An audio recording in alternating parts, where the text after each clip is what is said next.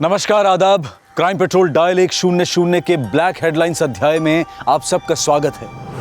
Crime petrol के इस अध्याय में हम आपको ऐसे केसेस दिखाएंगे जो महीनों हमारी चर्चा का विषय बने रहे। जन्म देने वाला शिशु जन्म देने वाली मां से भी ज्यादा पीड़ा भोगता है। पीड़ा जब जिंदगी देती है तो दर्द भी जश्न बन जाता है, लेकिन जो पीड़ा अपराध और अपराधी को जन्म देती है वो सिर्फ विनाश करती है।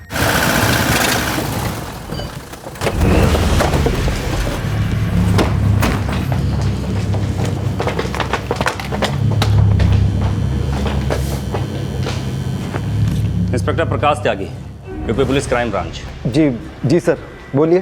कमरा नंबर 201 किधर है? 201 तो सेकंड फ्लोर पे है सर, लेकिन छोड़ो, मास्टर की दो, पुलिस रेड है।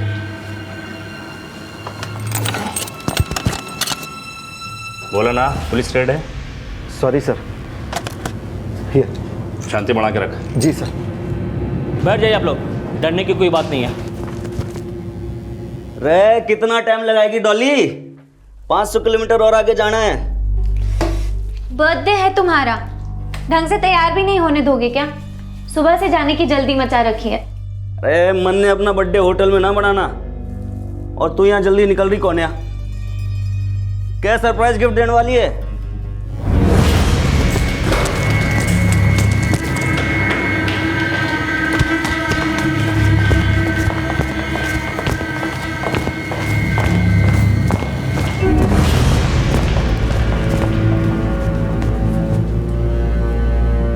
रे सरप्राइज क्वीन, बता भी दे क्या गिफ्ट देने वाली है। अगर गिफ्ट मैंने तुम्हें अभी बता दिया तो सरप्राइज कैसा? सब्र रखो।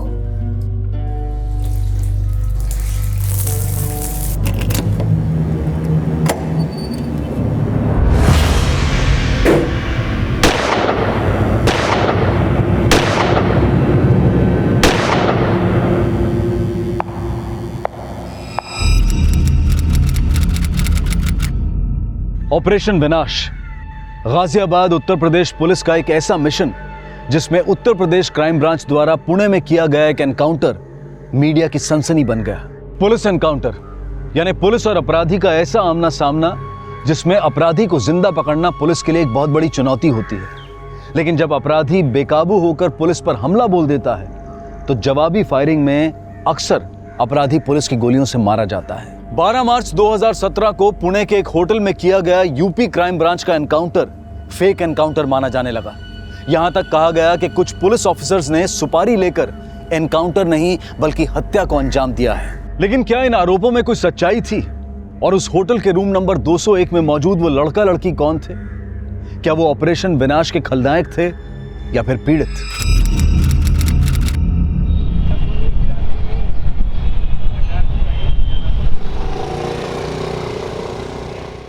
प्रणाम मां साहब। अरे ठीक है। यो बता कि तेरे सारे डाउट क्लियर हो गए अब? जी मार साहब। पर एक बात ध्यान रखना कि इस बार 70% से कम नहीं आने चाहिए तेरे। मां साहब 80% से कम आ गए ना तो आपका जूता और मेरा सर। अच्छा यो बता, तेरी माँ की तबीयत तो ठीक है? भाई आ गया? हो तो आज गए कौन नहीं। अच्छा लइया को भाई दफ्तर कर लिया है?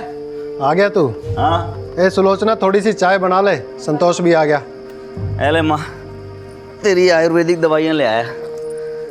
ये ले, सुबह शाम हफ्ता भर खाइयो। हफ्ता भर में दंगल लड़ने लग जाएगी तू।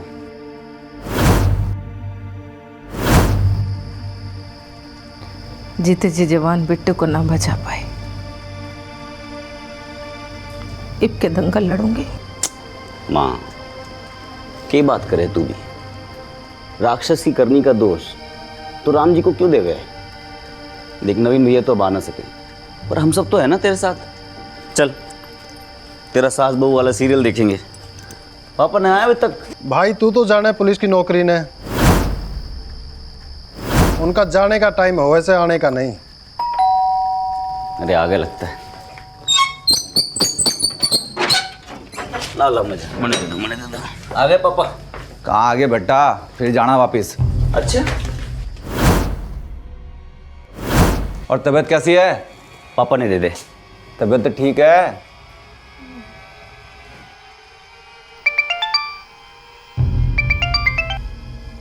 हेलो इब, अरे नहीं रे, बहुत लेट हो गया। रख के बात होगी बेटा। अच्छा मैं कॉल करूँ। पापा वो नोट लेने जाना है एक दोस्त से, कल वो बाहर चला जाएगा। तो कोई बात नहीं, चढ़ा जा, पर टाइम से आ जाइए। हाँ पापा, मैं अबे आया बस।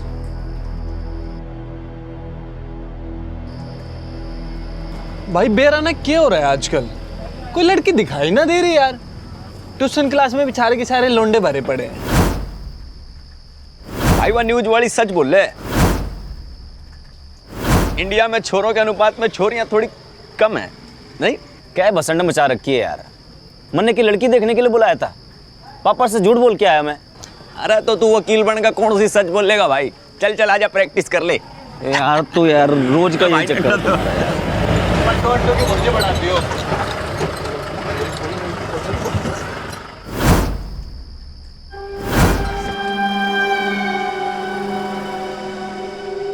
ए छोरे, ये कागज ले और साइन करा के लेके अपने पुलिस बाप से बोल दियो कि ताऊ ने भेजा है। नाम ले लियो, हमारा लोकेंदर, जानता है ना। ले पढ़।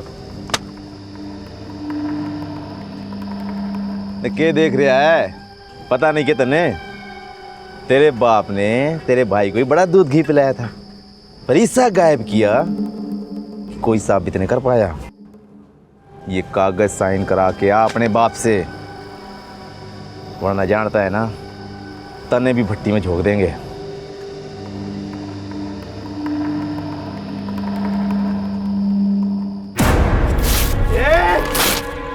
मार मार मार, भुंड बना दे कमीड को।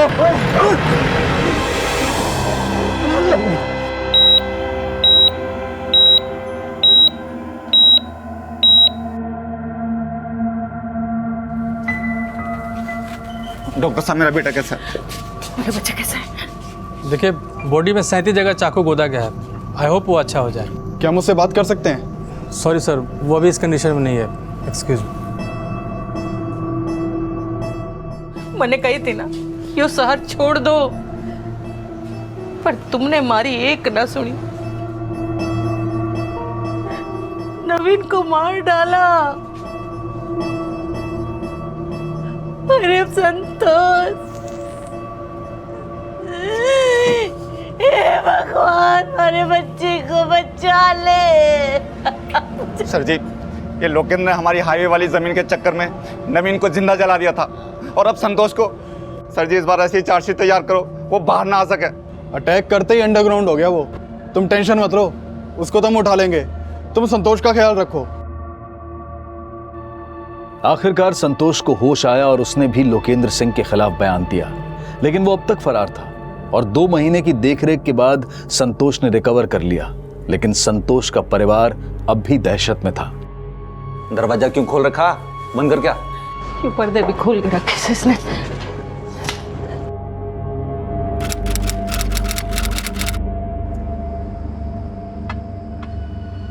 माँ रो रो के कुड़ती रहे, पापा सोच सोच के घुटते रहे कि पुलिस वाला होके भी अपनी औलाद को इंसाफ न दिला पाया। सब डरे हुए हैं घर में, बड़ी मुश्किल से बाहर आया हूँ आज। थोड़े दिन तो आड़े ते दूर चला जा, वरना वो लोकेंद्र तेरा जीना आराम कर दे। अरे भागने से ये समस्या का हल नहीं होने वाला। लोकेंद्र जैसे लोगों से भरी पड़ी है दुनिया। तो फिर क्या करेगा तू? जान से मार दूंगा साढ़े ने। बावड़ा हो गया कि तू लोकेंद्र सिंह है वो। हर शेर का ना 1.25 शेर हो गए। संतोष सोलंकी पर हुए जानलेवा हमले के बाद से लोकेंद्र सिंह अंडरग्राउंड था। एक तरफ गाजियाबाद पुलिस उसे ढूंढने में जुटी थी और वहीं उसके हमले का शिकार संतोष सोलंकी भी उसे ढूंढ रहा था। पर उसकी ये तलाश उस फैसले में बदल पाएगी।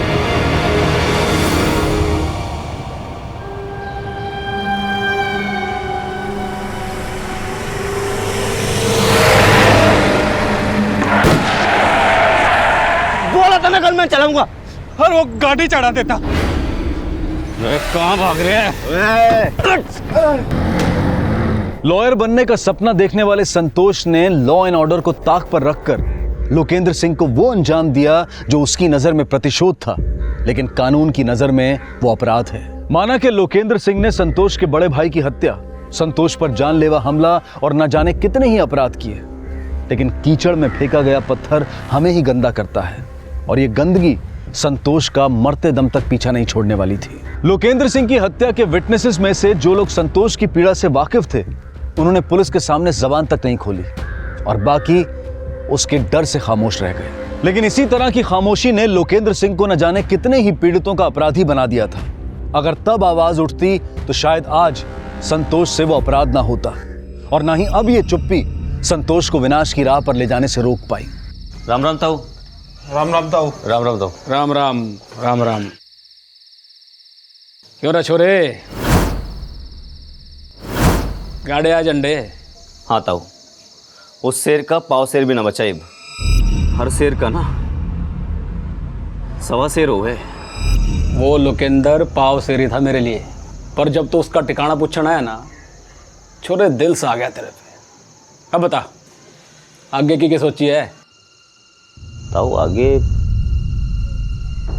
एक काम कर, मेरे साथ हो ले, कोई तेरी पूंछ भी नहीं पाड़ पाएगा।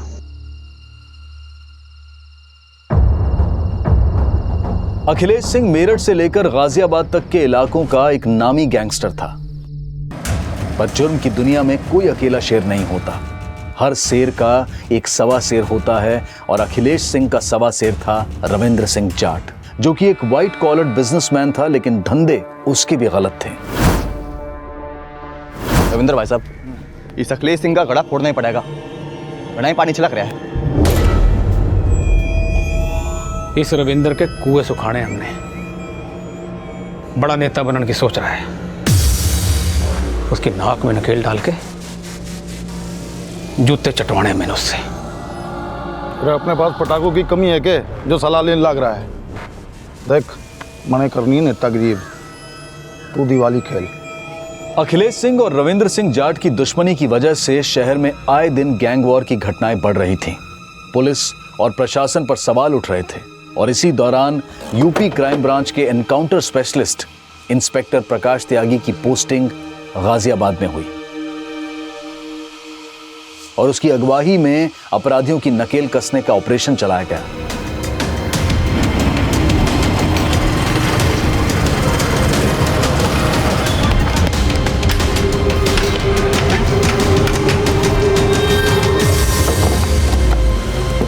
और जेल से छूटने के बाद संतोष सिंह सोलंकी ने एक नया इतिहास लिखने की सोची।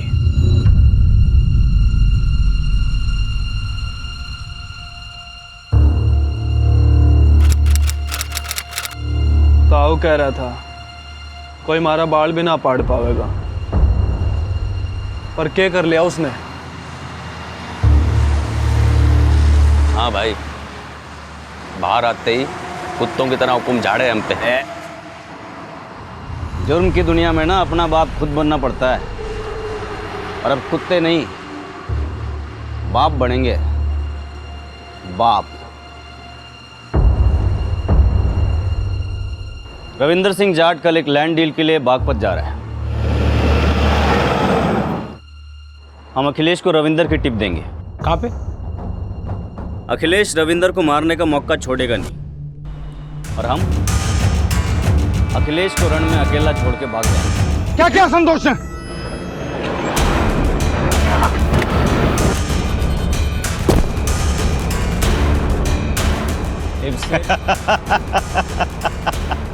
गलत इरादों ने संतोष सिंह सोलंकी को सोलंकी गैंग का सरगना बना दिया।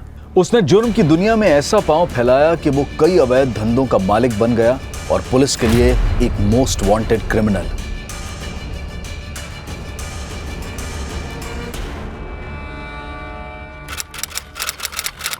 मैं इसी होटल में जॉब करती हूँ। अच्छा, तो होटल मैनेजमेंट किया था आपने? नहीं, एक्चुअली मुझे एक्टिंग और मॉडलिंग करनी है। और वैसे राजेश बता रहा था कि आपकी मुंबई की फिल्म इंडस्ट्री में काफ़ी जान पहचान है। मुंबई? हाँ, थोड़ी बहुत।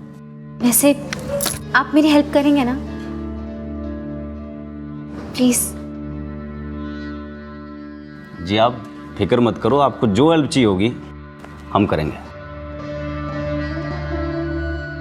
डॉली और संतोष की मुलाकातों का यह सिलसिला एक गैंगस्टर और एक सामान्य लड़की की प्रेम कहानी की दास्तान लिख रहा था,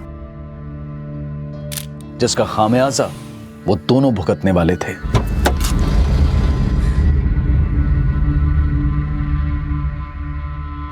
डॉली, आज के बाद तो उस गुंडे के साथ कभी दिखाई नहीं देगी। देखिए पापा, आपको कोई गलतफहमी हुई है और मैं उससे मिलना छोड़ नहीं सकती क्योंकि वो मेरी मदद कर रहा है। लेकिन बेटा मेरी बात सही तो कह रही है वो। मेरी बेटी अपनी जिंदगी अपने तरीके से जिएगी, समझे तुम? पर तुझे पता भी है कि इस गुंडे के साथ घूमने लगी आजकल ये। अरे उसकी मुंबई में बहुत जान पहचान है, मदद कर रहा है इसकी, तो उसमें आपको क्या तकलीफ हो रही है?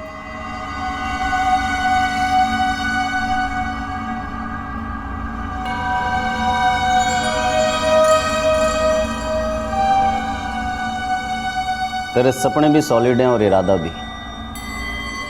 मैं अपना सपना भले ना पूरा कर पाया, पर तेरा सपना जरूर पूरा होगा। तुम्हारा कौन सा सपना है जो तुम पूरा नहीं कर पाए? अरे लॉयर बनना चाहता था मैं, पर वो कहते हैं ना, किस्मत में हो लुल्लू तो क्या करेगा गुल्लू। क्या? तुम्हारे पे हंस रही है? नहीं नहीं नहीं, तुम पर नहीं, तुम्हारी बातों पर हंस रही हूँ। तुम बहुत क्यूट बोलते हो। वैसे क्यूटी पाई, तुम्हारा बर्थडे आ रहा है, गोवा चले? गोवा छोरिया के गेल, वाह भाई मौज हो रही से। अरे तुमने मौज करने की मनाही थोड़ी है, तुम भी चल लो। पर भाई तेरे पास तो छोरी है, हमारे पास क्या है? अरे तू टेंशन क्यों ले रहा? इंडिया में छोरों के अनुपात छोरियां कम है, हम इंपोर्ट कर लेंगे।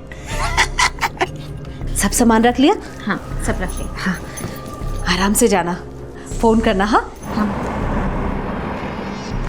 लगता है आगे। चलो चलो चलो चलो माँ, लेट हो रही है। हाँ ये लो। फोन करना जी।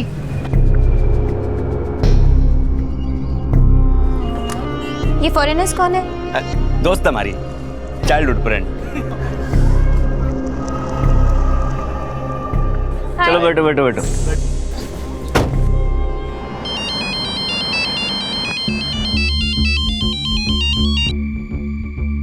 जैन सर। कहाँ हो त्यागी? सर एक क्रिमिनल को लेकर के थाने जा रहा था।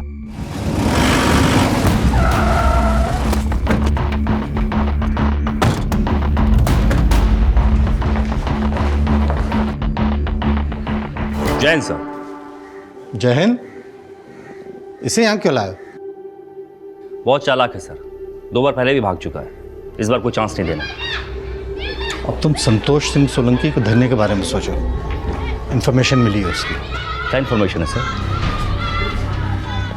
जाओ बताता।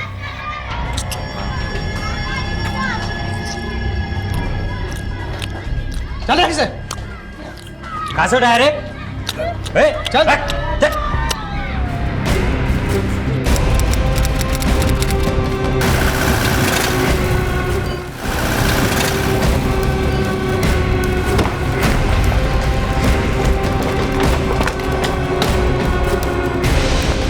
इंस्पेक्टर प्रकाश त्यागी, यूपी पुलिस क्राइम ब्रांच।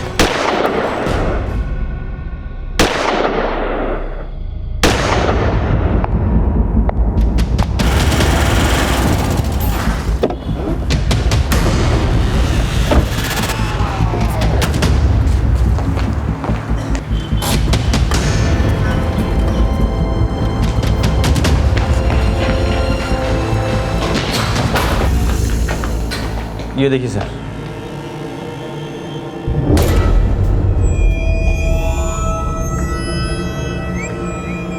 लूट, किडनैपिंग और मर्डर के 40 सादा केसेस है इस पे। हम तो इसे अरेस्ट करने आए थे, लेकिन ये उल्टा हम पर गोली चलाने लगा, इसलिए इनकाउंटर करना पड़ा। अगर आपके पास इसके यहाँ छिपे होने की टिप थी तो आपने हमें इन्फॉर्म क्यों नहीं किया? सर आपको साथ लेने का वक्त नहीं था, जब तक आपको पूरा मामला समझाते ये गोली हो लेता। सर, होटल के स्टाफ ने बताया कि इसके साथ एक लड़की और 2 कपल भी आए थे। वो 2 लड़के इसके राइट हैंड हैं, दलबीर और राजेश। ऑपरेशन के वक्त शायद होटल के बाहर रहे होंगे, इसलिए भाग गए होंगे। अब वो 3 लड़कियाँ, उनका संतोष सोलंकी केस से कोई सीधा लेना देना नहीं है। जो 2 अंग्रेज़न है वो अपने आप को प्रोस्टिट्यूट बता रही है, और हाँ एक इंडियन है जो वो संतोष सोलंकी को अपना बॉयफ्रेंड बता रही है। आइए। मैं नहीं जानती थी कि वो गैंगस्टर था। मैं तो उससे He cheated with my feelings। तो जब ये एनकाउंटर हुआ तुम कहाँ थी? मैं वॉशरूम में थी। बहुत जोर से शोर हुआ तो उसी आवाज से मैं बाहर आई। आपके प्रदेश में घुस आया था। अब आप साफ करें या हम? गन तो साफ करनी थी। अब इजाजत दीजिए।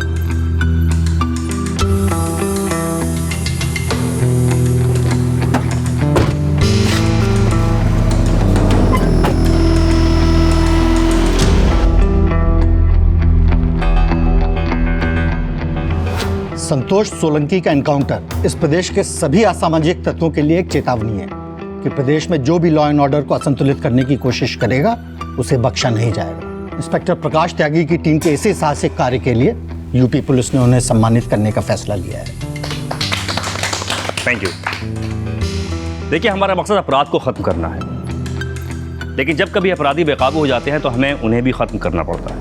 मैं मीडिया के माध्यम से संतोष के साथी दलबीर और राजेश से ये अपील करता हूँ कि खुद को सरेंडर करके न्यायालय के सामने अपने आप को सरेंडर करने में हमारी मदद करें। त्यागी जी, पुलिस विभाग ने ये घोषणा की थी कि संतोष सोलंकी की सूचना देने वाले को 2 लाख रुपए का इनाम घोषित किया जाएगा। जी। तो आपको उसके पुणे में छुपे होने की सूचना किसने दी? देखिए, ये सूचना हमें हमारे रिसोर्स से मिली थी, लेकिन हम मीडिया के सामने डिस्क्लोज नहीं कर सकते। सॉरी सर, थोड़ा हमें डिटेल में बताइए ना, आपने ये सब कैसे किया?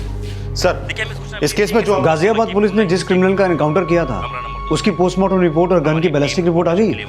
सर, ये पोस्टमार्टम रिपोर्ट तो आ गई है, लेकिन बैलिस्टिक रिपोर्ट आने में अभी 2 दिन लगेंगे। और संतोष की बॉडी को उसके घर वालों को सौंपने के लिए मैंने गाजियाबाद पुलिस को इन्फॉर्म कर दिया। गाजियाबाद पुलिस ने इस केस की जो क्लोजर रिपोर्ट बनाई है वो मंगवाओ। Okay sir. कोई जन्म से अपराधी नहीं होता, लेकिन संतोष सिंह सोलंकी एक कुख्यात अपराधी बना। और संतोष सिंह सोलंकी के एनकाउंटर के बाद आइए उनके घर वालों का क्या कहना है जानते हैं। आप संतोष सिंह सोलंकी की मां हैं। हम जानते हैं आपको आपके बेटे का मरने का दुख है, लेकिन उसने जो अपराध किए हैं वो भटक गया था।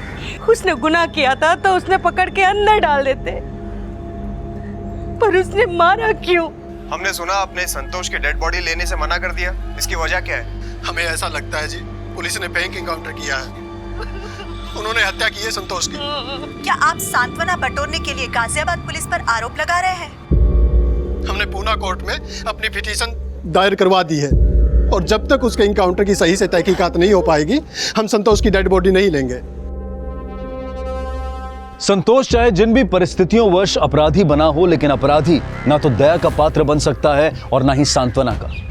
लेकिन यह केस संतोष के गुनहगार या बेगुनाह होने का डिस्कशन नहीं था, बल्कि इन सवालों पर खड़ा था कि क्या संतोष को गिरफ्तार करके कोर्ट में पेश करने की संभावना थी या फिर उसका एनकाउंटर एक साजिश थी। संतोष के परिवार के गंभीर आरोपों और मीडिया के दबाव ने इस केस का रुख बदल दिया और अदालत ने पुणे पुलिस को इस एनकाउंटर की जांच करने के आदेश दिए।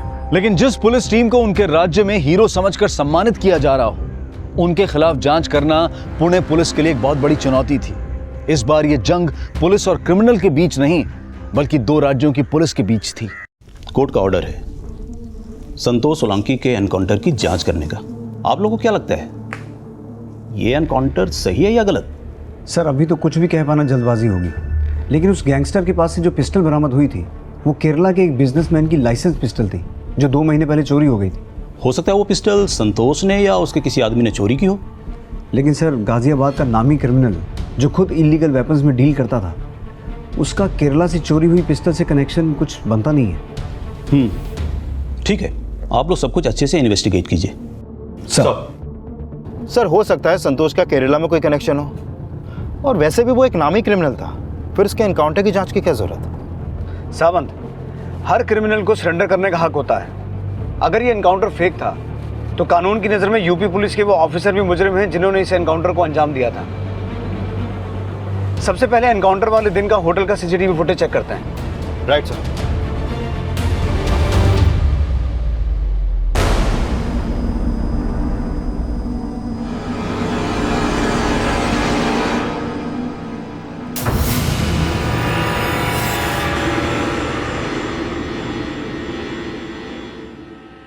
सर, ये दोनों स्टेयर्स की तरफ आ गए, लेकिन वहां पर कोई भी सीसीटीवी नहीं है।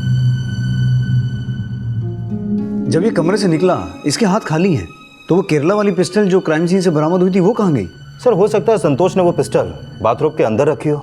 चल मान भी लूँ कि उसने बाथरूम में पिस्टल छुपा के रखी थी, लेकिन अगर उसकी इंटेंशन पुलिस पे गोली चलाने की थी तो भागते हुए कहीं भी उसने पिस्टल निकालने की कोशिश नहीं की। देखो कायतरी झोल आए है। सर अभी अगला स्टेप क्या लेना है? वो लड़की डॉली जो संतोष को अपना बॉयफ्रेंड बता रही थी, वो गाजियाबाद से पुणे उसके साथ आई थी। दोनों एक ही कमरे में ठहरे हुए थे। उससे पूछ के देखते हैं कि संतोष के पास उस दिन पिस्टल थी या नहीं। आजकल कहाँ ठहरी हुई है वो?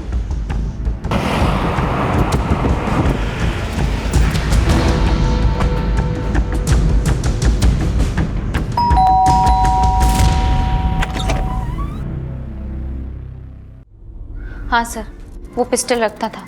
अच्छा, तो उस दिन उसके पास गन थी? कह नहीं सकती सर, उसने तब तो पिस्टल फेंकी नहीं थी, लेकिन हो सकता है बाद में उसने फेंक दी हो। तो जब पुलिस एनकाउंटर करने के लिए तुम दोनों के कमरे में आई, तुम कहाँ थे? सर मैंने आपसे पहले भी कहा कि मैं बाथरूम में नहा रही थी। लेकिन इतना तो पता चला होगा कि बाहर पुलिस आई है। तो जब पुलिस आई तो संतोष और पुलिस के बीच में क्या बातें हो रही थी? सर मैंने कुछ नहीं सुना था। मैंने आपसे कहा मैं नहा रही थी, तो इसीलिए पानी की आवाज़ में मुझे कुछ सुनाई नहीं दिया।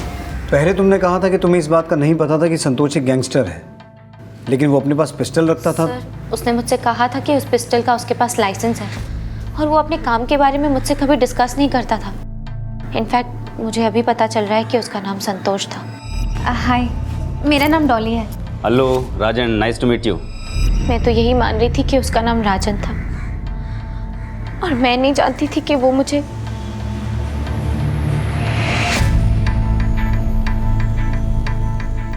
सर सुना है पुणे पुलिस हमसे पूछताछ करने आ रही है। सर ये क्या बात हुई? हमने एक क्रिमिनल का इनकाउंटर किया है और ऐसे ट्रीट किया जा रहा है जैसे हम खुद क्रिमिनल हो। सिंह साहब बीपी हाई ना करो। यूपी पुलिस ने जो हमें सम्मान और इनाम दिया है वो पुणे पुलिस की पूछताछ से वापस नहीं होगा।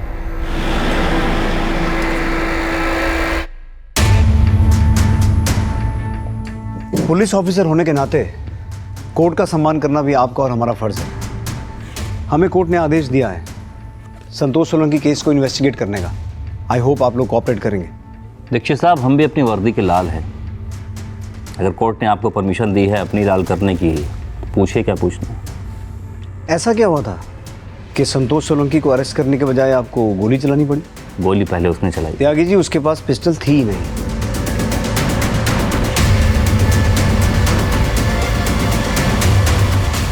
और इंटरेस्टिंगली जिस जगह उसे गोली मारी गई वहां सीसीटीवी नहीं था। सीसीटीवी नहीं था तो हम झूठे हो गए। वो पिस्टल संतोष सोलंकी की ही, ये थी उस एनकाउंटर की पूरी असलियत। आप जितनी भी इंक्वायरी कर ले, ये असलियत नहीं बदलेगी। तो उसके पास पिस्टल थी? हाँ थी। केरला की पिस्टल थी वो? जी। आप तो संतोष सोलंकी का पूरा इतिहास जानते हैं। जी। तो संतोष सोलंकी का केरला से क्या कनेक्शन था? देखिए, ये इन्फॉर्मेशन हमारे पास नहीं है कि उससे केरला से क्या संबंध था, लेकिन वो पिस्टल उसके पास थी। संतोष सोलंकी पुणे के एक होटल में छिपा हुआ था, ये टिप आपको किसने दी? मैं उसका नाम नहीं बता सकता, सॉरी। वजह? दीक्षित साहब, संतोष सोलंकी अपराधी नहीं, एक गैंग है। मैं अपने इन्फॉर्मर का नाम बताकर उसकी जान खतरे में नहीं डाल सकता। तुम्हारे सीनियर क्रिमिनल के पीछे भागे तो तुम लोग कमरे में क्यों रुक गए? सर, बाथरूम का दरवाज़ा भीतर से बंद था और हम उन्हें कवर कर रहे थे। हमने लगा भीतर कोई क्रिमिनल होगा, लेकिन अंदर डॉली थी। अच्छा, अंदर से कोई आवाज़ आ रही थी, टैप या शार की? नहीं जी, अंदर से तो ऐसी कोई आवाज़ नहीं आ रही थी। सर डॉली ने बोला कि उसने कमरे से कोई आवाज़ नहीं सुनी। पर सावन, डॉली झूठ क्यों बोलेगी? और अगर पुलिस वाले झूठ बोल रहे हैं तो उनके झूठ बोलने का मकसद? सर दोनों तरफ के बयानों में अंतर तो है। और एक बात सर, त्यागी ने हमें यह नहीं बताया कि उसे संतोष के उस होटल में छिपे रहने की टिप कहां से मिली। सर कहीं ये टिप डॉली ने तो नहीं दी? लेकिन डॉली टिप क्यों देगी? संतोष के दोनों राइट हैंड दलबीर और राजेश जो उसके साथ होटल में आए थे, हो सकता है उन्होंने संतोष का धंधा अपने कब्जे में करने के मकसद से ये टिप त्यागी को दी हो। पॉसिबल है सर, एक अपराधी अपराधी का दुश्मन हो सकता है। डॉली को इन्वेस्टिगेट करो और ये पता लगाने की कोशिश करो कि अगर वो एनकाउंटर फेक था तो त्यागी और उसकी टीम को किससे क्या फायदा हुआ होगा, और ये भी पता लगाओ कि दलबीर और राजेश कहाँ छुप के बैठे हैं। Okay sir. अब इस एनकाउंटर से जुड़े पुलिस ऑफिसर्स और संतोष की गर्लफ्रेंड डॉली के कॉल रिकॉर्ड्स खंगालने के साथ साथ संतोष के राइट हैंड राजेश और दलबीर की भी तलाश की जाने लगी।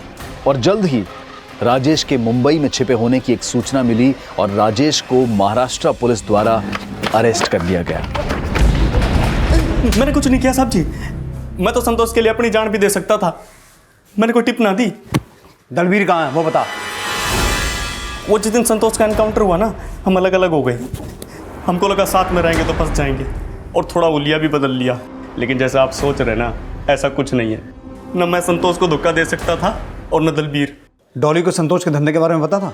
नहीं जी साहब जी, वो तो उसकी गर्लफ्रेंड थी, 2-3 महीने पहले ही मिली थी उससे। वो डॉली को फिल्मों का शौक था, संतोष उसका शौक पूरा कर रहा था, उसके ऊपर पैसे भी लगाता था, उसके लिए फ्लैट भी खरीद रखा था साहब। संतोष ने डॉली को अपना नाम राजन बता रखा था? हाँ जी सर, लेकिन संतोष उससे प्यार करने लगा था, वो उससे शादी करना चाहता था। संतोष बुरे धंधे में एक अच्छा आदमी था साहब, औरतों की बहुत इज्जत करता था। उसने घनी छोरियों की शादी भी करवा रखी थी। चाहते तो उसको अरेस्ट कर लेते, लेकिन उसको जान से नहीं मारना चाहिए था साहब। सर, डॉली के कॉल रिकॉर्ड के मुताबिक वो पिछले 3 महीने से संतोष के टच में थी और ये बात भी सही है कि संतोष ने डॉली के लिए एक फ्लैट भी खरीदा था। सर, संतोष से दोस्ती करके डॉली को फ़ायदा बहुत था। मुझे नहीं लगता कि उसने संतोष के लिए कोई टिप दी होगी। सर, एनकाउंटर वाले दिन इस कॉल रिकॉर्ड के मुताबिक वो सिर्फ अपने माँ के ही टच में थी। हेलो सर, डॉली का फोन स्विच ऑफ आ रहा है और उसका घर भी बंद है। डॉली के अचानक गायब होने की असल वजह अभी तक साफ होनी बाकी थी, लेकिन वो कहां गायब थी ये पता करने के लिए पुणे पुलिस डॉली के माता पिता से पूछताछ करने गाजियाबाद पहुंची।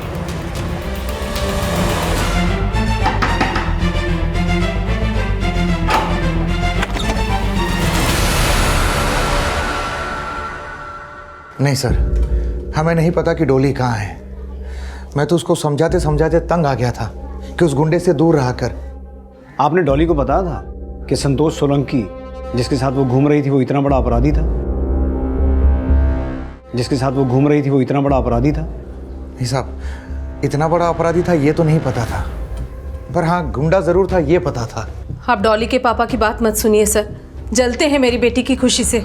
लेकिन संतोष ने डॉली पे पैसा तो खूब उड़ाया, इसे ही खुशी मानती हैं आप? वैसे आपको पता भी था कि संतोष कौन था, क्या था? अरे वो कोई भी हो सर, इसमें मेरी बेटी का क्या दोष है? प्यार करने लगी थी उससे, उसके चक्कर में इतना बदनाम हो जाएगी वो जानती भी नहीं थी।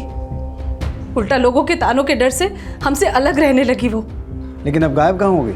यही तो समझ में नहीं आ रहा है सर, और मुझे तो डर लग रहा है कि कहीं मेरी बेटी किसी मुसीबत में ना हो। सर, डॉली जब से गाजियाबाद से पुणे की तरफ ट्रेवल कर रही थी वो लगातार एक सोशल नेटवर्किंग साइट पर अपना पेज भी अपडेट कर रही थी। ये देखिए सर। सर, कहीं ऐसा तो नहीं कि इस तरीके से वो प्रकाश को अपनी लोकेशन का हिंट दे रही हो? अगर वो ऐसा कर रही थी तो मकसद क्या था? क्योंकि पैसा तो उसे संतोष से भी मिल रहा था। एक minute sir. Hello sir, inspector Prakash Tyagi का दूसरे नंबर का पता चला है जो कि वो इस्तेमाल किया करते थे। सर, प्रकाश त्यागी के एक दूसरे नंबर का पता चला है जो वो यूज किया करता था। सर, एनकाउंटर वाले दिन प्रकाश त्यागी का दूसरा नंबर मनीष सिंह जाट नाम के आदमी से लगातार टच में था। ये देखिए सर, मैंने इस मनीष सिंह जाट के बारे में पता किया तो पता चला कि संतोष और मनीष सिंह जाट की आपस में काफी ठसन थी। किस बात को लेके? मनीष सिंह जाट रविंदर सिंह जाट का छोटा भाई है। रविंदर और अखिलेश में दुश्मनी थी, हम अखिलेश के लिए काम करते थे। संतोष ने दोनों को मारने का प्लान बनाया था और रविंदर सिंह के जेल जाते ही हमारा गैंग चल निकला। बस तब से रविंदर सिंह और मनीष ने दुश्मनी पाल ली थी संतोष से। सर, मैंने पता किया ये रविंद्र सिंह जाट जेल में होने के बावजूद जेल के अंदर से अपना धंधा चला रहा है। तो हो सकता है उस एनकाउंटर की साजिश रविंदर की हो और मनीष सिंह जाट उसका रिमोट कंट्रोल। मनीष सिंह जाट से पूछताछ करते हैं। क्या मनीष सिंह जाट ने इंस्पेक्टर प्रकाश त्यागी को संतोष का फेक एनकाउंटर करने की सुपारी दी होगी? पकड़ो इसे। तुम लोग इधर आओ, पकड़ो इन्हें। हमें कहाँ लेके जा रहे हो? लेके चलो इसे। इनको भी लेके आओ। भगवान माफ ना करेगा तुझे, देख लीजिए। सर मैंने मनीष सिंह जाट के भी कॉल रिकॉर्ड चेक किए। एनकाउंटर वाले दिन वो लगातार डॉली की मां मोनिका सक्सेना के टच में था। डॉली की मां के टच में था? Yes sir.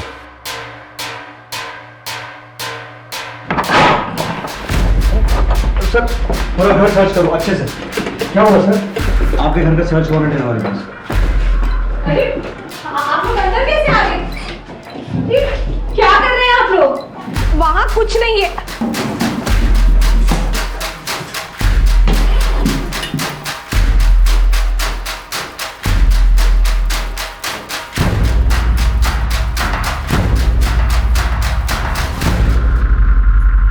संतोष के एनकाउंटर वाले दिन तुम पूरा दिन मनीष सिंह जाट से फोन के टच में थी।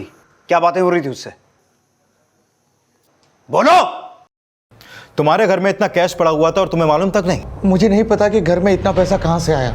डॉली कहाँ है? सर मुझे नहीं पता कि वो कहाँ है, पर हाँ उसकी माँ जरूर जानती होगी कि वो कहाँ है। सर मैं सच में नहीं जानती कि डॉली कहाँ है। लेकिन तुम्हें वो पैसा मनीष सिंह जाट ने दिया था, राइट? बोलो। मारना मत, बताती हूँ।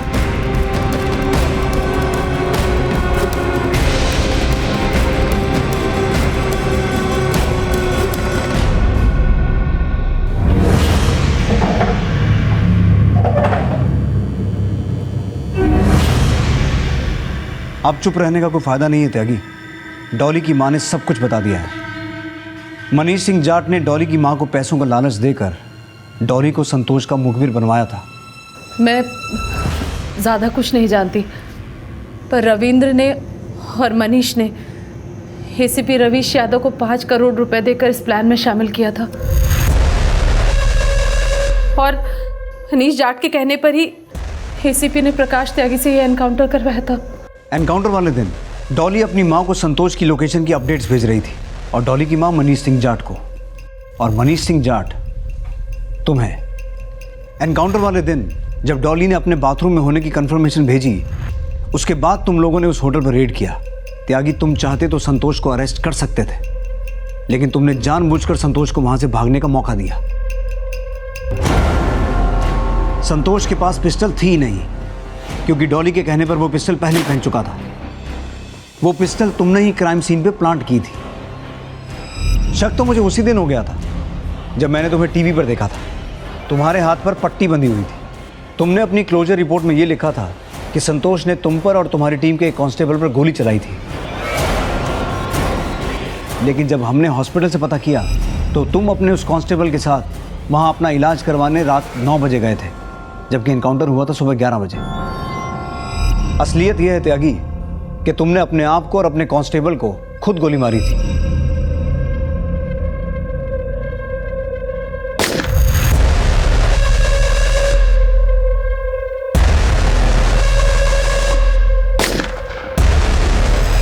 तो प्रकाश त्यागी, यही है ना उस फेक एनकाउंटर की असलियत। अब सिर्फ इतना बताओ कि वो फेक एनकाउंटर करने का ऑर्डर तुम्हें किसने दिया था? ये कोई फेक एनकाउंटर नहीं था। एक पुलिस वाले का फर्ज निभाया मैंने। संतोष सोलंकी हमारे प्रदेश का गंध था, उसको मारकर मैंने कुछ गलत नहीं किया। अच्छाई का चोला पहन के बुराई करने से गलत काम को सही नहीं ठहरा सकते। संतोष सोलंकी को सजा देना कोर्ट का काम था, तुम्हारा नहीं, और तुमने अपना फर्ज नहीं निभाया। तुमने अपराध किया है। पुणे पुलिस की थ्योरी फिलहाल इंस्पेक्टर प्रकाश त्यागी और उसकी टीम के कबूलनामे का बयान नहीं बन पाई थी, और डॉली के पिता की एक इंफॉर्मेशन पर डॉली को भी गिरफ्तार कर लिया गया। डॉली ने पुलिस हिरासत में अपने आप को बेगुनाह बताकर इस केस में अपनी मां को ही दोषी ठहराया। पुणे पुलिस की थ्योरी और डॉली सक्सेना की मां मोनिका सक्सेना के बयान के मुताबिक रविंद्र सिंह जाट इस पूरे केस का मास्टरमाइंड है, और उसका भाई मनीष सिंह जाट उसका रिमोट कंट्रोल था, जिसकी अब हत्या हो चुकी है। लेकिन उसकी हत्या किसने की है इसका अभी तक पता नहीं चल पाया है, और ना ही उत्तर प्रदेश पुलिस के एसीपी रवीश यादव की इन्वॉल्वमेंट के पुख्ता सबूत मिल पाए हैं। लेकिन संतोष की गर्लफ्रेंड डॉली सक्सेना, उसकी मां Monika Saxena, suspended sub inspector Prakash Tyagi और एनकाउंटर में उसके सहयोगियों के खिलाफ पुणे पुलिस ने चार्जशीट फाइल कर दी है।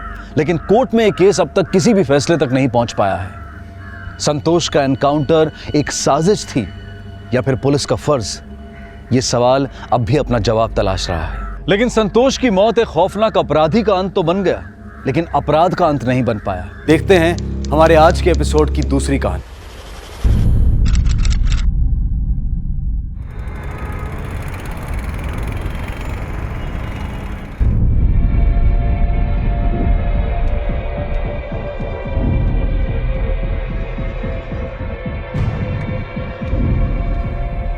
Hi, what's up? How's everyone doing? Shivam here. So welcome. Welcome to my life. No, death. Welcome to my death. So आज मैं आपको सिखाने जा रहा हूँ बहुत ही सिंपल तरीके और बहुत ही स्टाइलिश तरीके सुसाइड के। तो इस वीडियो में जो लाइक के बटन्स आ रहे हैं प्लीज़ उसको प्रेस करना मत भूलना। सो here we go।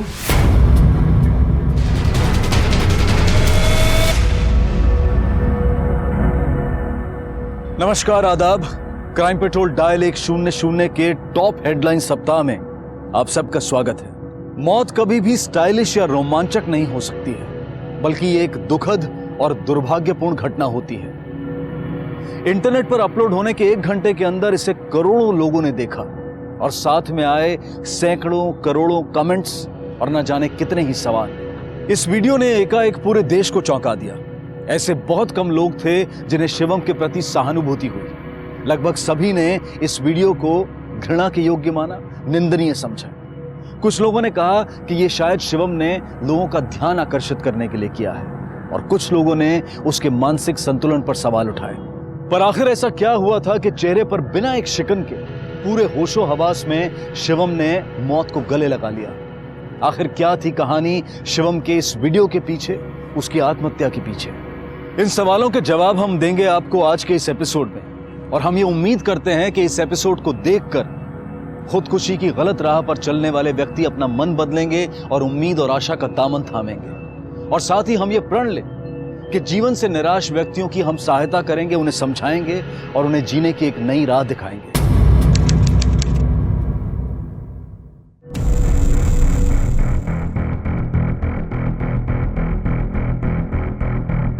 Hi, what's up? How's everyone doing? Shivam here. So welcome. Welcome to my life. No, death. Welcome to my death. So आज मैं आपको सिखाने जा रहा हूँ बहुत ही सिंपल तरीके और बहुत ही स्टाइलिश तरीके सुसाइड के। तो इस वीडियो में जो लाइक के बटन्स आ रहे हैं प्लीज़ उसको प्रेस करना मत भूलना। सो here we go। 5 steps to committing suicide। Just 5 steps, okay? So yeah, so the first step, the main step is कि किसी भी शहर में हो तो उस शहर का सबसे कूल, सबसे स्टाइलिश होटल, वहाँ जाकर चेक इन करो और सबसे होटल के सबसे महंगे स्वीट में जाओ।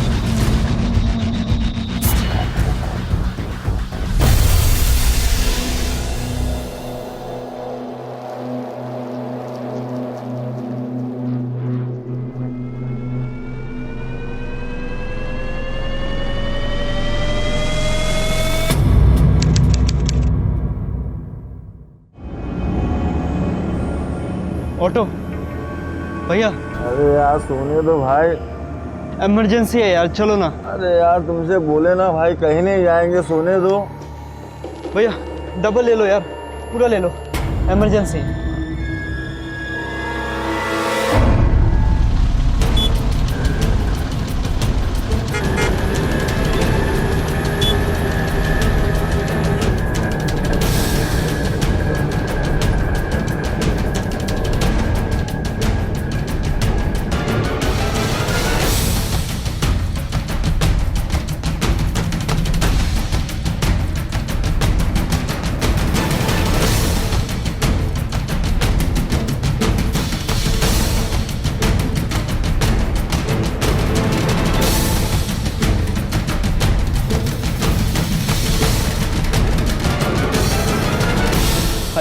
Welcome to Hotel Royal, sir. How can I help you? I need room for a day. Presidential suite if you have one. Sure, sir. Let me check. So actually, ITS is available, but it's 40,000 per night. No problem. Just wait.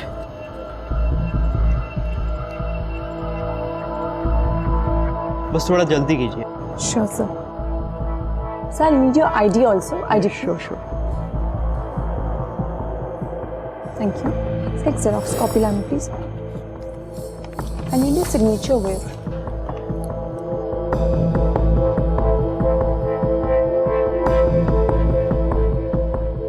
Here only?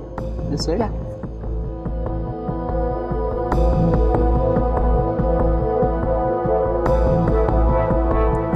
Thank you. ID card, sir. Key to your room. Welcome to Royal Hotel. Hope your stay with us is memorable. And if you need anything, please call us. Yeah, sure. Excuse me.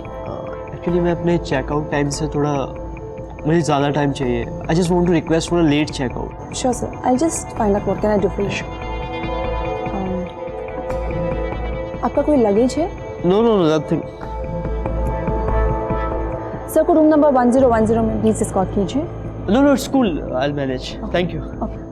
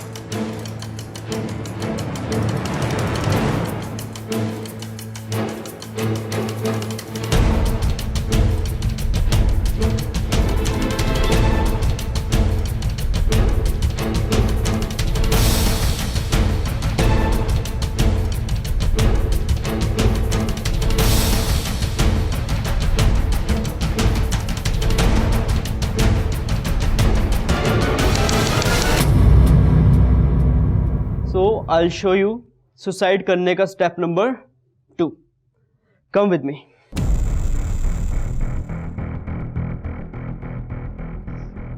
Where is my bottle? Yeah, here is my bottle.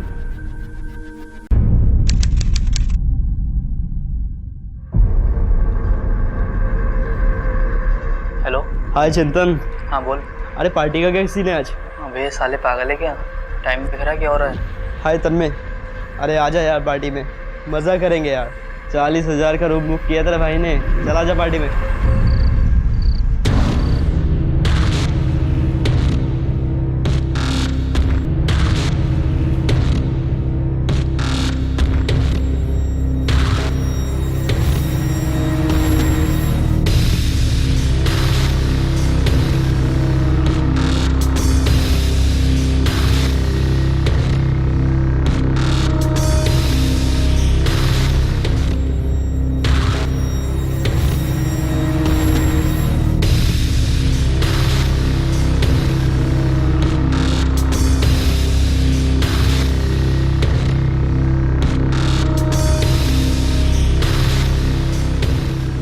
भाड़ में जाए सब.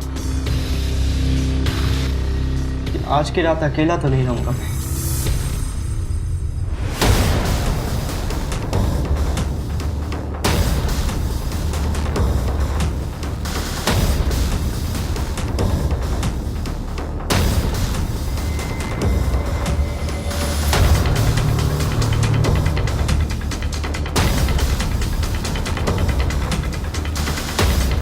Hello.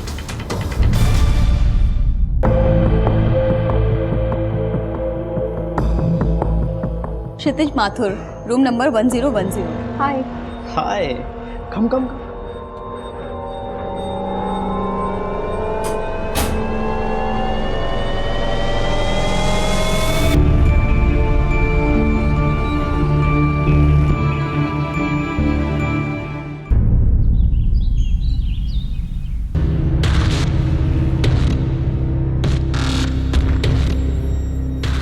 क्या यह घटना किसी भी तरह से टाली जा सकती थी? शायद हाँ। क्या होता अगर शिवम के बुलाने पर उसका सिर्फ एक दोस्त वहां पर पहुंच जाता? शायद शिवम अपना आत्महत्या का इरादा बदल देता। क्या आज उनमें से हर एक युवक कहीं ना कहीं अपने आप को शिवम की मृत्यु के लिए दोष देता होगा? सच तो यह है कि उस मोड़ पर शिवम के इरादों का अंदाजा किसी को भी नहीं था, इसलिए ऐसी सूरत में उनका अपने आप को दोषी मानना उचित नहीं है। मृत्यु अपने आप में एक तन्हा अनुभव है, लेकिन एक बात तय है कि शिवम उस वक्त बहुत रेस्टलेस था, बेचैन था। उसके मन में हजारों भावनाएं और विचार उत्पन्न हो रहे थे, और यकीन मानिए शिवम के लाख जताने के बावजूद ऐसी मौत में ना तो कोई रोमांच है, ना ठाट बाट है, और ना ही कोई आकर्षण।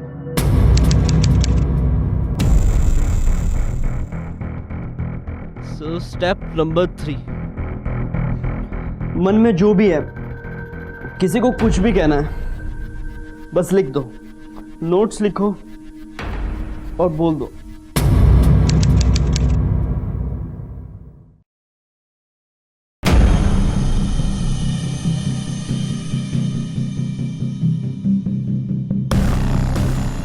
डियर मम्मा पापा, बहुत मिस करता हूँ सब कुछ, घर, आप सब। जिस तरह मम्मा ख्याल रखती थी, जिस तरह मम्मा डांटती थी, संदीप का हर बार कंप्लेन करना।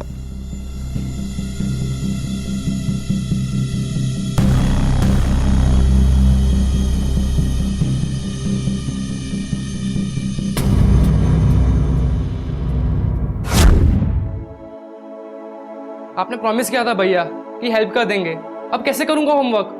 पर ये काम तो खत्म होने दे, फिर मैं करता हूँ तेरी हेल्प। पापा, हो गया, ये सब ना टोटली मिस्टेक थी। मुझे पता था ये सब गड़बड़ी उस अकाउंटेंट ने की थी।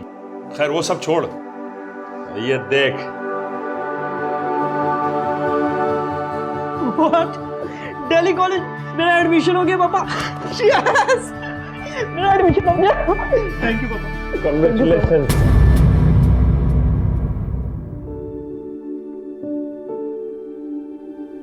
देख शिवम, तू अपना ध्यान रखना और टाइम टू टाइम मुझे फोन कर। खाने में बिल्कुल लापरवाही नहीं। तू पढ़ाई करता है ना तो सब कुछ भूल जाता है।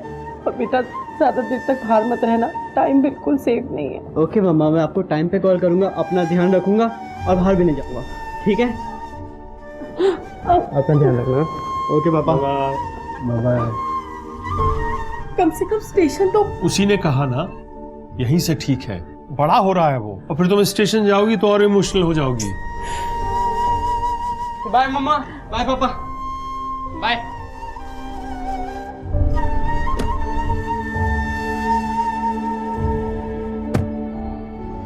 बाय भैया।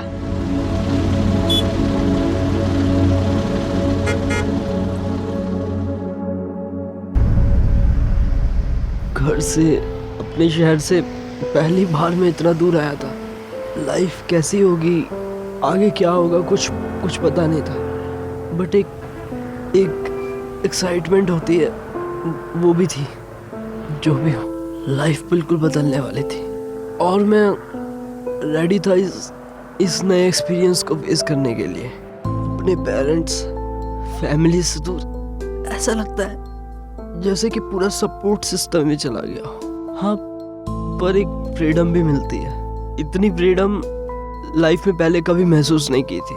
नई लाइफ में नए लोग मिलेंगे, नए दोस्त बनेंगे, जो अगले 3 सालों के लिए मेरी फैमिली बन जाएंगे। पूरी लाइफ प्लान कर रखी थी। तब जानता नहीं था कि इस स्टोरी को बीच में फुल स्टॉप लग जाएगा। मुझसे कभी कोई गलती होगी, ये थॉट भी कभी नहीं आया मेरे दिमाग में। या तो ये मेरा बचपना था या मेरा ओवर कॉन्फिडेंस। सच तो ये है कि लाइफ में आने वाली प्रॉब्लम्स के लिए पहले से ही रेडी होना इट्स इम्पॉसिबल। और ऐसा भी नहीं कि घर से दूर रहने वाले हर इंसान के साथ वो होता है जो मेरे साथ हुआ। Hi, 7th floor, room number 4। Hi, I am Tanmay. I am Shivam, I am from Kanpur. Okay, so come in. ये तेरा बेड है और ये तेरा स्टडी टेबल।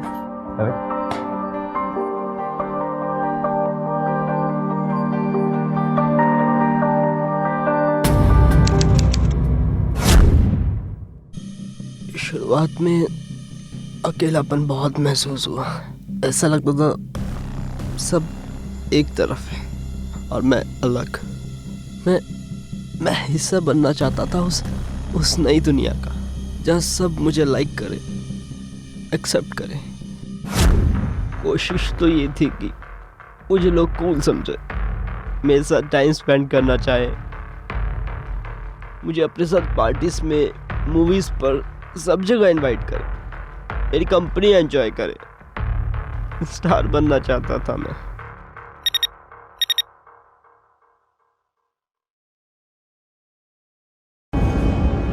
8,000 रुपए? क्या 8,000 रुपए? कुछ नहीं, शिवम ने निकाले हैं। अरे इतने पैसे क्यों? कुछ हुआ है क्या? अरे हुआ होगा कुछ, छोड़ो ना।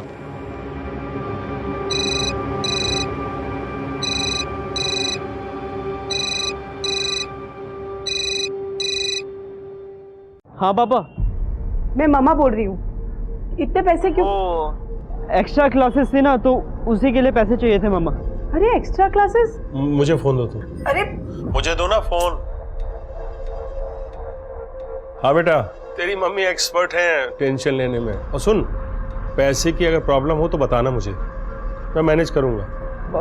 पापा वो मैं क्लास के लिए लेट हो रहा हूँ, मैं आपको बाद में कॉल करता हूँ। ठीक, बाय।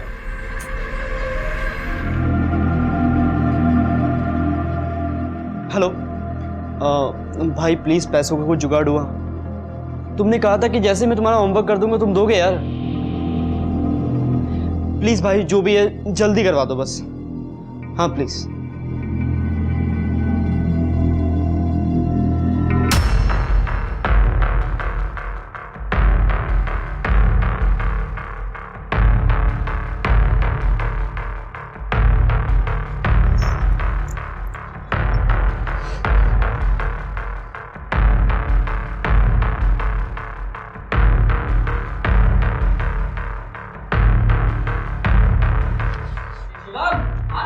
हाँ मैं बस आया।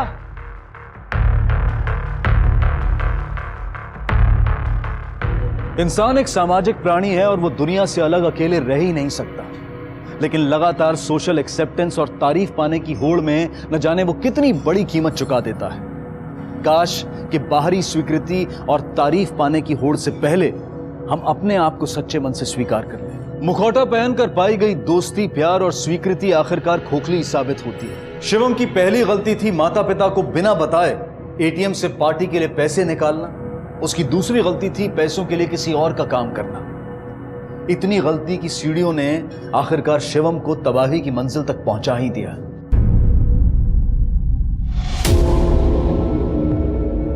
शिवम अरे चलना यार, तेरी ट्रेन कितने बजे की है? क्या करूंगा घर जाके यार, ऑमलेट को क्या मुंह दिखाऊंगा।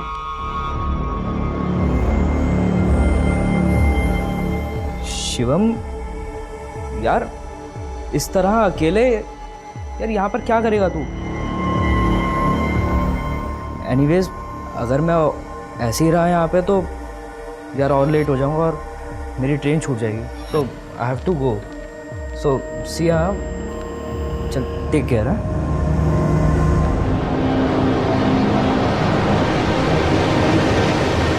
हे मानसी, इधर। Okay bye. तू यहाँ है? अरे यार वो बस 2 मिनट ब्रेक था। शिवम हाँ ठीक है ना? हाँ ऑफ कोर्स, मुझे क्या हुआ है। अरे चल ना क्लास चलते हैं, चल। ठीक है, क्लास जाते चल चल चल चल चल चल।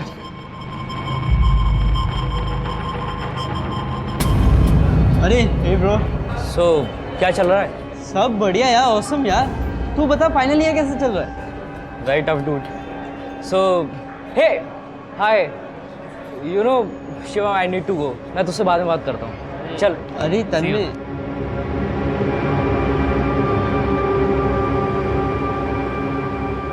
शिवम चल ना, जाते हैं यार। क्लास के लिए ऑलरेडी बहुत लेट हो गया, अगर वापस लेट हुआ तो मेरा की गाली खानी पड़ेगी। चल जाते हैं। हाँ चल।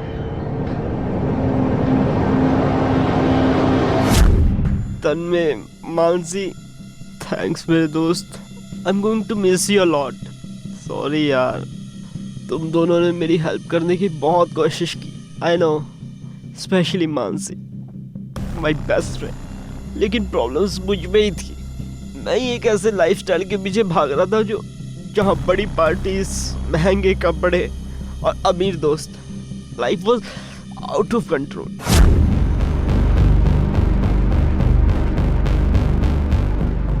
यस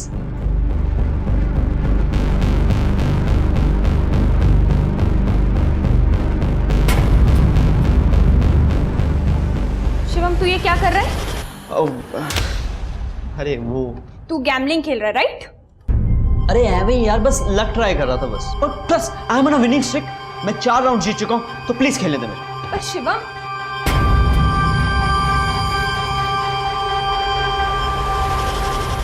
नशे और जुए की लत की वजह से कई लोगों से मैंने उधार ले लिया था, जिसकी वजह से मुझे धमकी भी मिलने लग गई थी. समझ में नहीं आ रहा था कि मैं क्या करूं, कहां से इतने पैसों का इंतजाम करूं.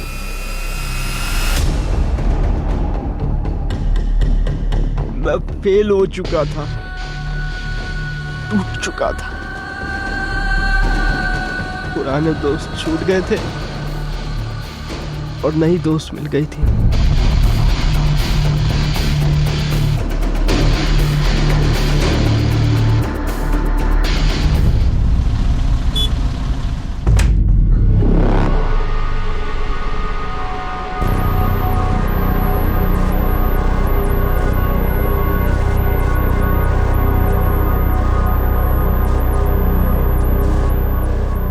शिवम, शिवम, शिवम, शिवम उठ.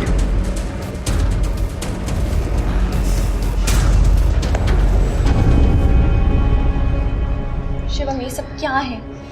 तू ये सब क्या कर रहा है यार? अपनी हालत देख. You need help. मन से तू जा यार प्लीज. जा. क्यों? ताकि तू फिर से कोई स्टुपिडिटी कर सके. शिवम, थॉट कि तू रिस्पॉन्सिबल है. आई ट्रस्टेड यू यार, पर मैं तेरे पेरेंट्स को सब बताने वाली हूँ. Don't you dare. तूने मम्मा पापा को बताया, मैं सच में सुसाइड कर लूंगा. यार मम्मा पापा को पता चलेगा ना, टूट जाएंगे वो. प्लीज, कॉलेज से मैं सस्पेंड हो जाऊंगा, मेरा फ्यूचर बर्बाद हो जाएगा, मैं बर्बाद हो जाऊंगा. प्लीज शिवम, तू खुद को देख. ये सब तू गलत सोच रही है. मैंने सुसाइड नहीं किया था यार. या मुझे नींद नहीं आ रही, मैं क्या करूँ.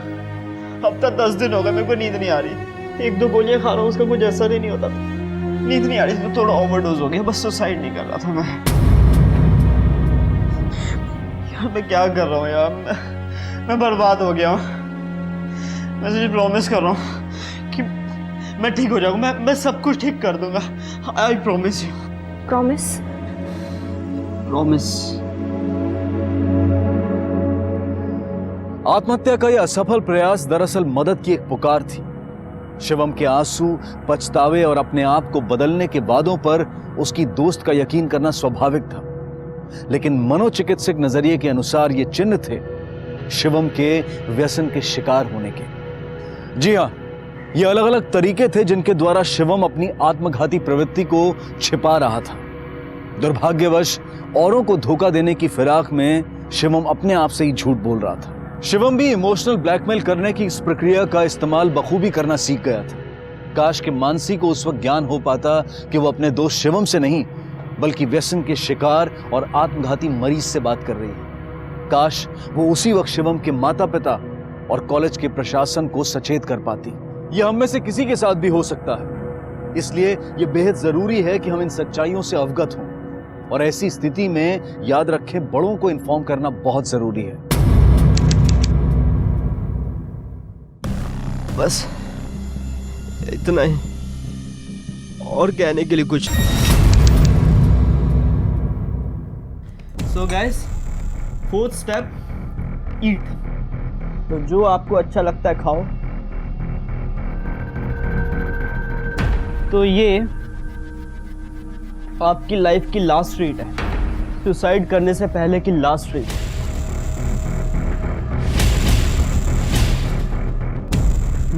जो कि बहुत टेस्टी है, बहुत अच्छा.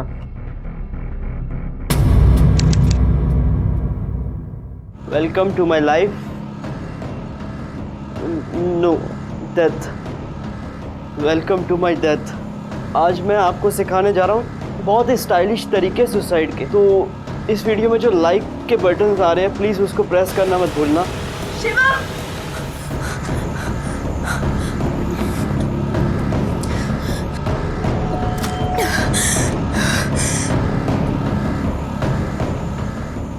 आखिरी step, enjoy the view, and उसके बाद jump. Please for God sake रुक जा Shivam, please. Fly one last time.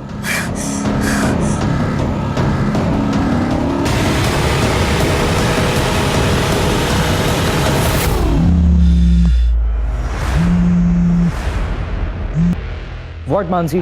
तुमने देखा शिवम का लाइव वीडियो? सुसाइड कर रहा है। What? Wait, let me check. See this beautiful view, फिर उसके बाद jump, fly. Oh shit.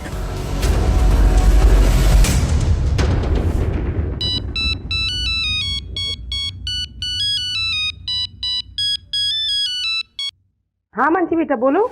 Aunty वो शिवम। राधा, राधा, क्या हुआ राधा? सब ठीक तो है ना? राधा बोलती क्यों नहीं? क्या हुआ राधा? क्या हुआ? क्या हुआ? राधा, राधा।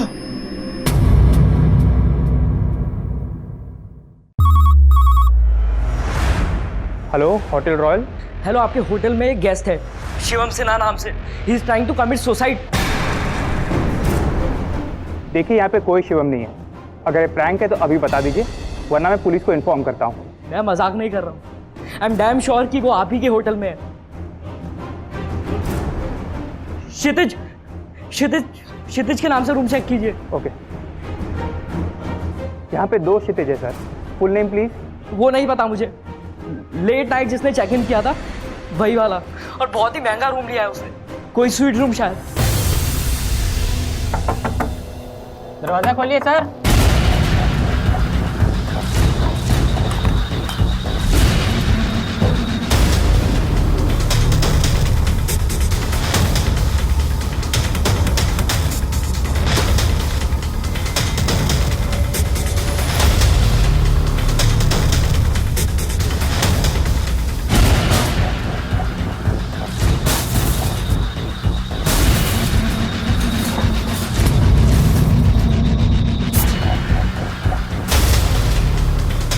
क्या हुआ सुनील? दरवाजा नहीं खुल रहा है। Sir open the door please.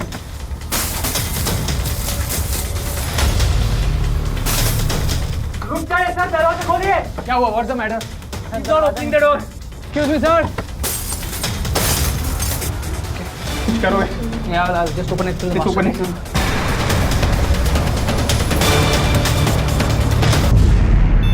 Sir please दरवाजा खोलिए। Sir open the door sir. ऐसा मत कीजिए sir. Sir open the door.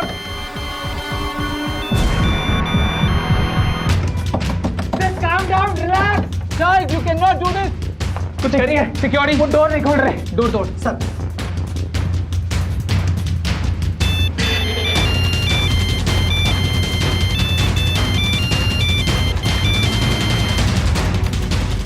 Just break the door.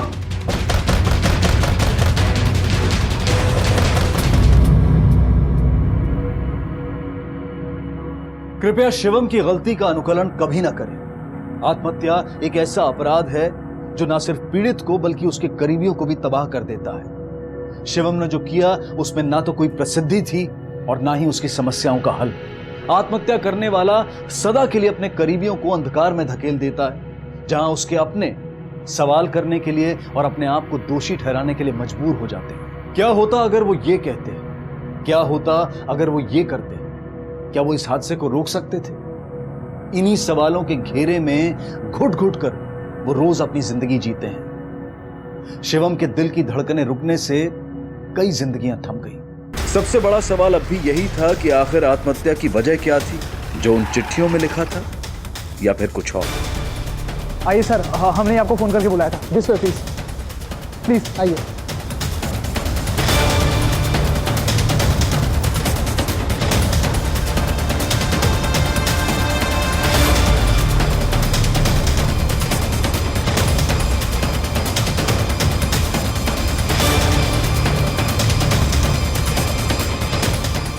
पर चेक करो। अरे तेरे को पता कैसे नहीं चला?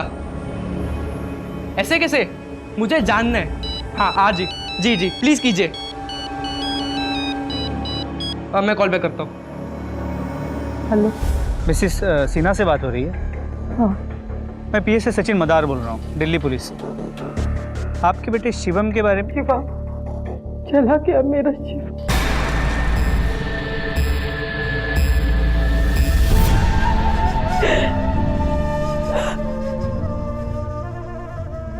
अरे माँ, माँ क्या? माँ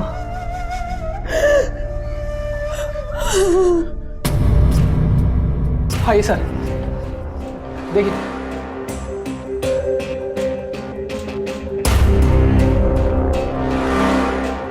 सभी कमरे चेक करो। जी सर।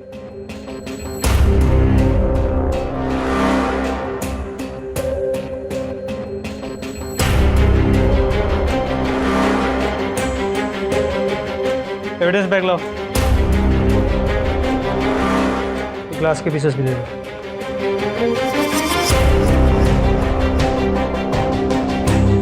सर हमने उसे रोकने की बहुत कोशिश की थी, लैच लगा था और जब हम अंदर तोड़कर गए तो सर एक पल के लिए तो वो खिड़की से पीछे हट गया, तो हमें लगा शायद नहीं कूदेगा। पर सर जब हम उसकी ओर बढ़े वो ऑलरेडी कूद चुका था।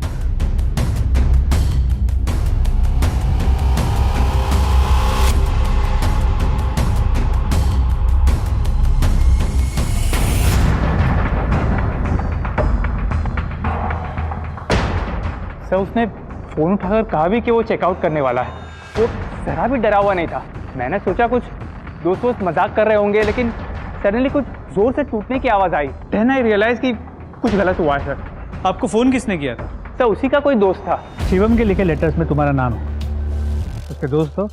शिवम और मैं लास्ट ईयर तक बहुत अच्छे फ्रेंड्स थे, लेकिन फिर वो फेल हो गया और धीरे धीरे हमारी दोस्ती के बीच में गैप आ गया।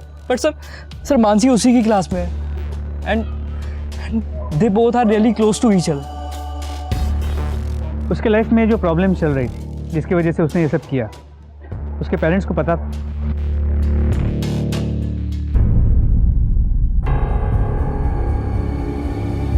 इम्पैक्ट से पहले ही हार्ट बीट्स बंद हो चुके थे, यानी जमीन पर गिरने से पहले ही इसकी मौत हो चुकी थी।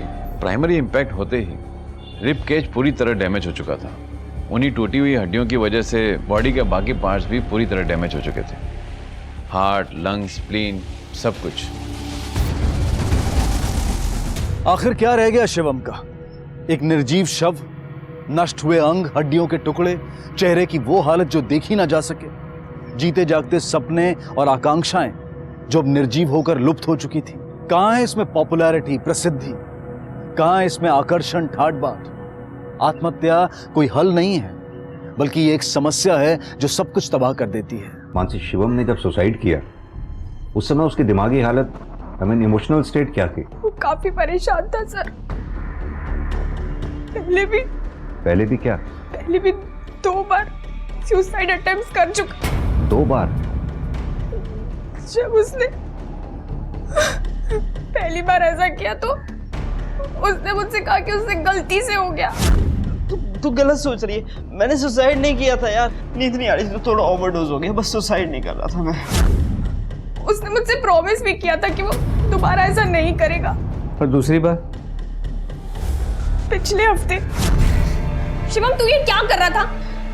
शिवम! बस सर तभी मैंने डिसाइड कर लिया कि अब मैं चुप नहीं रहूंगी। हेलो आंटी नमस्ते, मैं मानसी, शिवम की फ्रेंड। हाँ बेटा, कैसी हो? आंटी एक्चुअली मुझे आपसे और अंकल से शिवम के बारे में, आंटी आप प्लीज शिवम से बात कीजिए ना। एक्चुअली वो उसके बाद उसके पापा यहाँ दिल्ली उससे मिलने भी आए थे। बेटा ये जुआ, ड्रग्स वगैरह, क्या कर रहा है तू शिवम? कहाँ ले जा रहा है अपनी लाइफ को? एक बार भी सोचा तूने ये सब करने से पहले कि तेरा क्या होगा, हमारा क्या होगा, संदीप का क्या होगा, तेरी माँ पे क्या गुजरेगी और मुझ पर? इस उम्र में हम कैसे डील कर सकेंगे इन सब से? सोचा तूने ये सब? पापा मैं ठीक हूँ। बच्चे तू पैसे वैसे का टेंशन छोड़ दे। ये जो उधार तूने लिया है ना, वो सब हम लोग चुका देंगे कुछ ना कुछ करके। तू फिलहाल मेरे साथ घर चल बस। पर पापा मेरे एग्जाम्स है ना, और मुझे इस साल ना बहुत अच्छे स्कोर्स लाने हैं पापा। मैं आपको प्रॉमिस करता हूँ कि एग्जाम्स खत्म होते ही ना पहली ट्रेन पकड़ के घर पहुँच जाऊँगा मैं।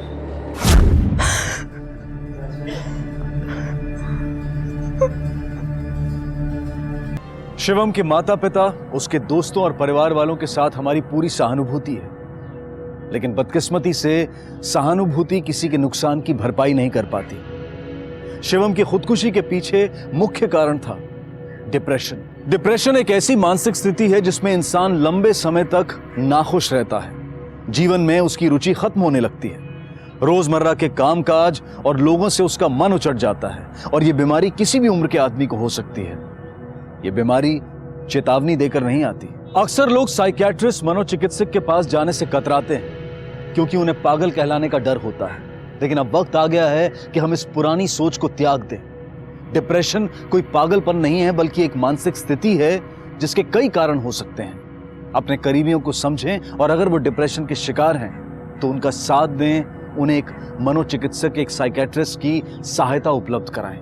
एक आंकड़े के अनुसार भारत में लगभग 5 करोड़ लोग डिप्रेशन के शिकार हैं। 2012 में भारत दुनिया का सबसे ज्यादा आत्महत्याओं वाला देश बना, 1,35,000 आत्महत्याएं।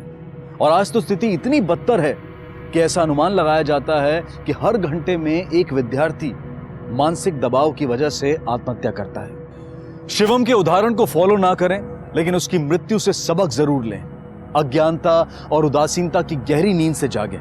अगर इस कहानी को देखकर एक इंसान की भी जान बचती है तो शिवम के माता पिता, उसके दोस्तों को सांत्वना मिलेगी, संतुष्टि प्राप्त होगी। अब मैं अनूप सोनी आपसे विदा लेता हूं, फिर मुलाकात होगी अगले एपिसोड में एक और चौंका देने वाले केस के साथ। तब तक अपना और अपने परिवार का ख्याल रखें और देखते रहें क्राइम पेट्रोल डायल 100। सबक एक को सीख हम सबको। जय हिंद। इस तरह के और भी एपिसोड देखने के लिए हमारे चैनल को सब्सक्राइब करें और बेल आइकन दबाना ना भूलें।